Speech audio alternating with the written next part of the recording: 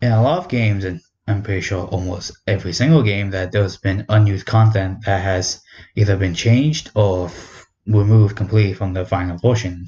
I still really find it really cool to see what was changed or removed. And as you can probably see, that this video is going to be talking about Persona 4. And I'm pretty sure that all the information I'm getting is mostly unused in the PS2 version, not the Vita. And I'm pretty sure that they have really similar unused content, but I'm not sure since I'm pretty sure all the information, again, I've been looking for the PS2 version. I know the Vita version, what the Vita version adds, and that might have its own unused content. And I'm just going to say, like, minor spoilers in this case because, it's unused content, so I'm sorry if I minorly spoiled something for you in this game. But, let's move on to the unused content.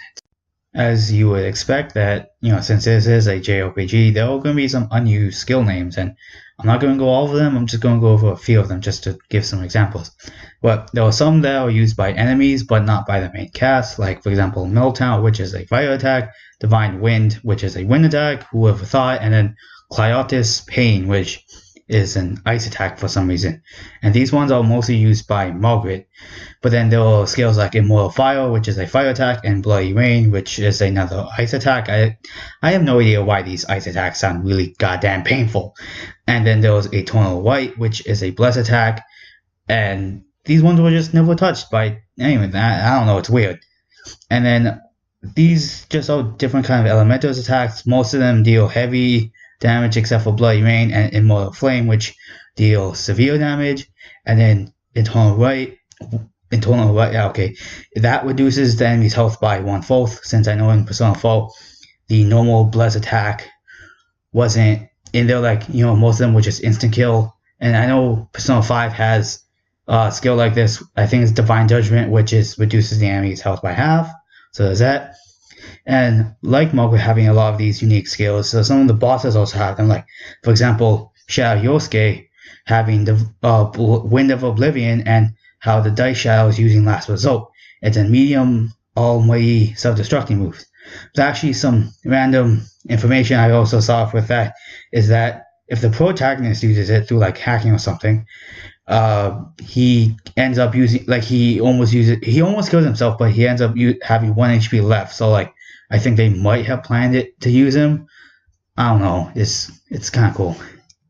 So also kind of relating to the unused skills, there's a bunch of unused equipment, and a lot of them just raise up different stats or just attack strength for different elemental attacks. For the elemental ones, except for Curse and Bless, it's either by 25 or 50%.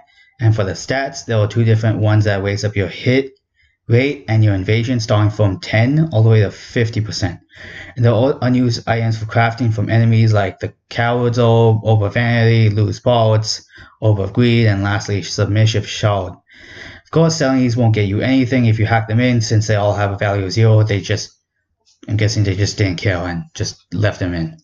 And actually, they're all, relating to the items, there are actually lots of the Maya enemies from Persona 3 that were taken out. They all have the same models and animations from Persona 3, but they have no skills and nothing set to them. There are also some basalt enemies that will program in, but unlike the Maya enemies, they do have values set to them. Then there were also some unused personas, like one of them being Matsu Izanagi, which is used by a certain boss that I will not say. But the stats are really close to the ones in the boss fight, but there were no skills and it's not really programmed for it, and then there was no description in the game when you look in the compendium, but in the Vita version, it's as a full persona that the protagonist can use, but it was changed to the Hunger Arcana mainly because, of what was added in the Vita version. But previously in the PS2 version, it was assigned to the Full Arcana, and then, again, it was probably just changed due to some of the stuff that was added. There was also some data that was left over on the disk for Persona 4, and a lot of it is some Persona 3 content, like, for example, being left over battle archive data. And in the data, it reaches over 700 megabytes, which again is just used to take up space.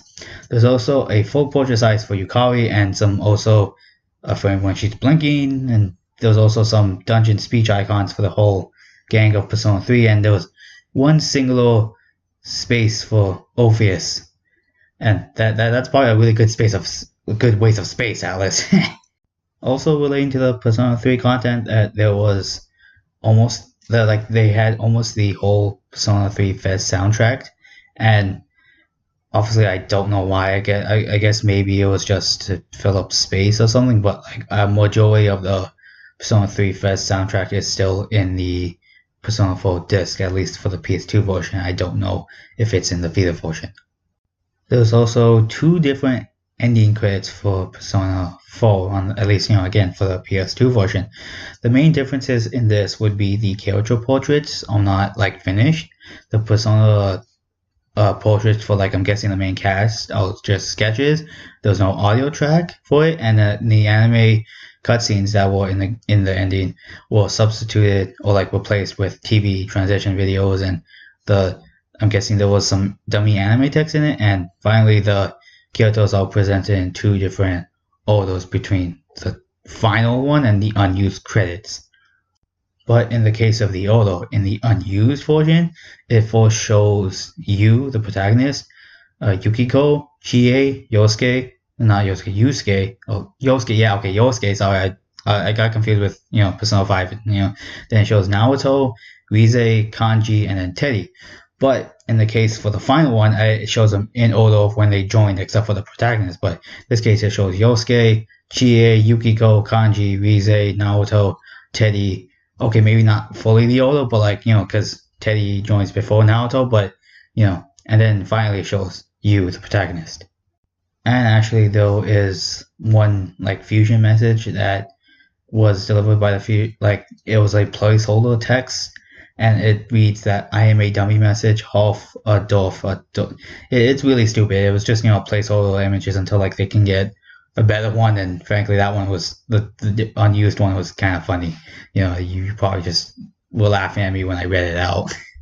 So that's been some of the unused content in Persona 4, and frankly, it was actually really fun just looking at what was put in and what was taken out. And obviously, I still like looking at watching stuff about what was changed or moved, and because I really like to see what game devs deem is worthy to be presented to the people and what's not, and it's just a really fun experience just seeing what they do with the games.